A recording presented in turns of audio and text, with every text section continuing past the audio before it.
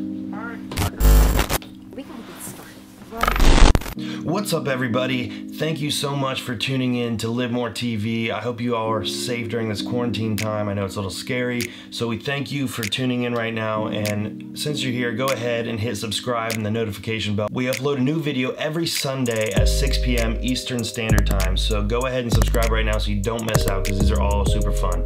So since we're all on lockdown right now, unfortunately we're not able to travel, so we figured we're gonna do something a little different this time, and we're gonna go ahead and tell like a crazy experience that happened to one of us while we're traveling somewhere in the world. So this is gonna be my story about a trip that we recently took with Twins TV and all our Instagram buddies and stuff. We all went to Bali, Indonesia, and something crazy happened. So we were all in Bali, Indonesia, and in 2018, I stayed with this family in a little tiny village called Manduang. So we woke up one day and we're like, we're gonna go to this village, we're gonna meet these people, we're gonna hang out with some locals, it's gonna be a really cool experience. So we got on our scooters and we had about a 2-hour drive to get to this village. And a 2-hour drive on a scooter in Indonesian traffic is sketchy. I mean, every single one of us had a point where we almost died because there's so many close calls constantly. You have to be really focused on your driving game while you're in another country because it's completely different. So once we got there was this really cool like watering hole thing that I remembered I went to the first time I was there. So I wanted to show everybody. So we pulled over and we were gonna go down into it. And as soon as we got down in there, I slipped on some wet rocks and I fell down, smashed up my arm and my hands. I was just bloody all over the place. We came into the house, we met them, and it was really nice to see everybody again, and they patched me up because of blood and everything, and they gave me this big gift. They sell these big boxes in Bali, and they're just really like handcrafted and like so detailed, and they're painted and they're really cool, and I've wanted one for a long time, so this family got me one as a gift, and I absolutely love it. So we spent some time with them, we filmed some really cool like action shots and stuff like that.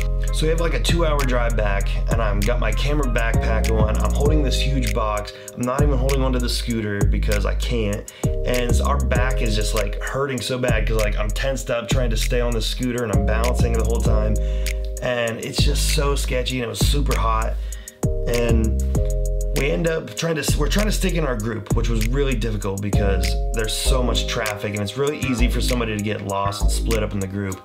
So we all end up at this traffic light, and it's completely like pitch black out, it's nighttime, and I just happen to look over and there's a cop on the left side and he's just staring at us, and I was like, oh no.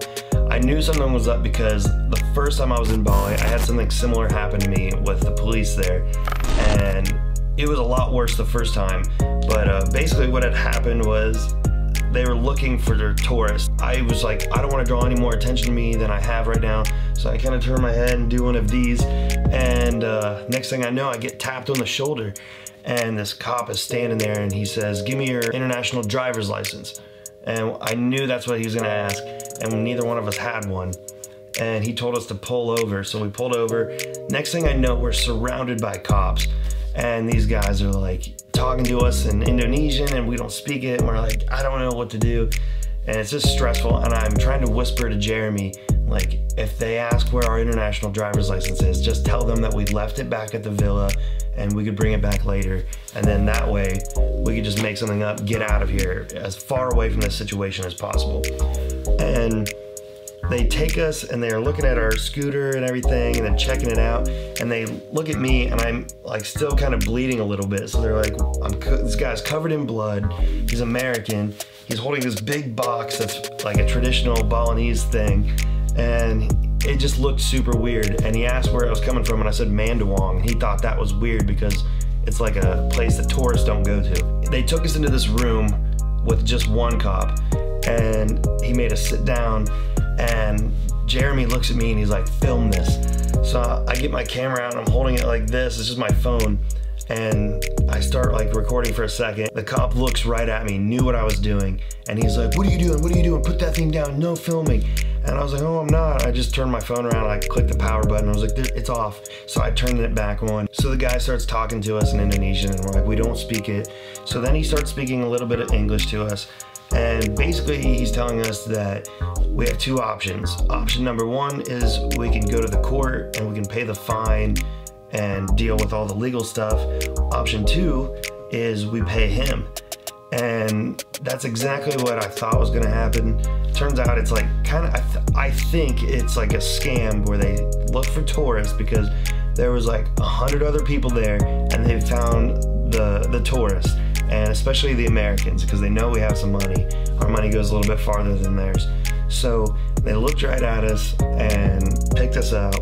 And he's like, okay, you can pay me right now and I'll make this all go away and you'll be fine.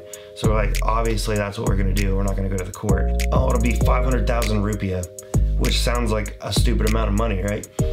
And it actually equals out to about $30 American.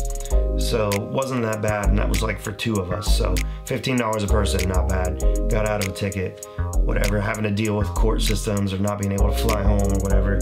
So we paid the guy, and then as soon as we go to leave, I said "Sin can," and that's like a thing that only local Balinese people know, and it's just like a term, and if you say it, everybody gets super pumped up about it. And the guy hears it, he's like, "Sin can," and I'll roll the clip, you can hear him say it. Sin can.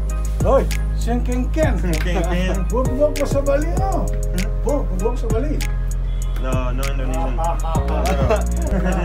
He was all cool with us after that, and we're like, whatever, you just ripped us off, dude. Everybody that was with us in our group when we got pulled over, they just kept going, and most of them didn't even know that we got lost or separated at all.